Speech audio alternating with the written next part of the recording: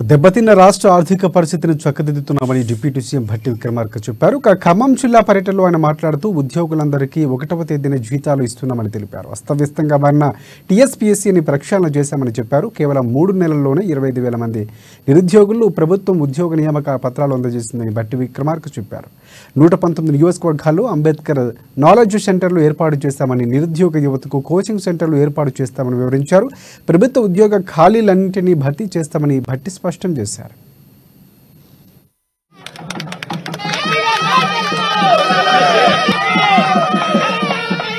మహిళలందరినీ మహాలక్ష్ములాగా రాష్ట్రంలో ఉన్న మహిళల ఆర్థిక సాధికారత కోసం మనం కొన్ని గ్యారెంటీలు ప్రకటిస్తూ, ప్రధానంగా మనం అధికారంలోకి వస్తే వచ్చిన వెంటనే రాష్ట్రంలో ఎక్కడి నుంచి ఏ మూలకైనా తిరగటానికి పనికొచ్చేటట్టుగా ఉచితంగా బస్సు రైడ్ ని ఏర్పాటు చేశాం. ఫ్రీ బస్ రైడ్ అంటే ఎవరు ఎక్కడి నుంచైనా ప్రయాణం చేసేటట్టుగా ఒక గ్యారంటీని ప్రకటించి, అమలు చేస్తారా చేయరా అంటే అమలు చేస్తామని చెప్పి చూపించాం.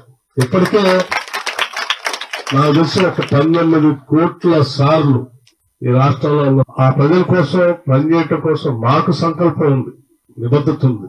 మీకోసం